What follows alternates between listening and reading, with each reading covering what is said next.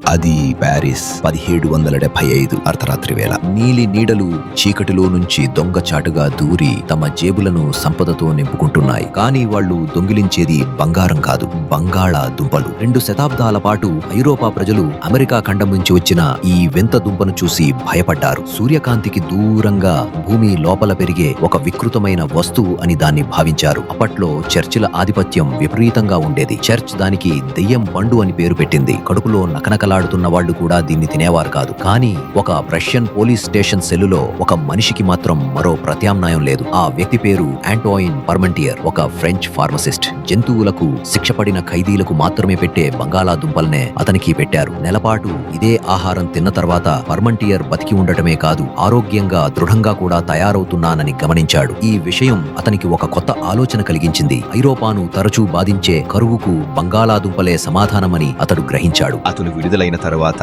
అసాధ్యమైన లక్ష్యంతో ఫ్రాన్స్ కు తిరిగి వచ్చాడు. దెయ్యం పండు నిజానికి తమ రక్షకుడని తన దేశ ప్రజలను నమ్మించాలి. ఆ లక్ష్యాన్ని సాధించటానికి అతను ఒక ట్రిక్కు వాడాడు. పర్మెంటియర్ బంగాళదుంపల పొలం వేయించి దానికి కాపలాగా సైనికులను ఉంచేవాడు. ఈ పొలంలో పండేది కేవలం రాజులకు, ప్రముఖులకు మాత్రమేనని దీని ద్వారా ఒక సందేశాన్ని స్పష్టంగా ఇచ్చాడు. కానీ రాత్రిపూట కాపల తీసించాడు. బలిసినోళ్ల సంపదను దొంగలిస్తున్నామనే భావనతో పారిస్ ప్రజలు చాప కింద నీరులా వచ్చి బంగాళదుంపలను దొంగిలించేవారు. పర్మెంటియర్ మరో ట్రిక్ ఉపయోగించాడు. అతను రాజులకు, రాజ్య ప్రముఖులకు విందులు ఏర్పాటు చేశాడు. అందులో ప్రతి వంటకం బంగాళదుంపలతోనే తయారు చేయించాడు. బంగాళదుంప పూలను కింగ్ లూయిస్ 16 తన కోటుకు అలంకరించుకునేలా, అలాగే మ్యారీ ఆంటోనేటే తన జుట్టులో పెట్టుకునేలా ఒప్పించాడు. ఒక రాత్రిలోనే దెయ్యం పండు ఒక కొత్త ఫ్యాషన్ గా మారింది. ఆ తరువాత బంగాళదుంప ఐరోపాలో ముఖ్యమైన పంటగా మారింది. లక్షలాది మంది ప్రజలను కరువు నుంచి కాపాడింది. ఈ రోజుకి పర్మంటియర్ సమాధిపై పువ్వుల కంటే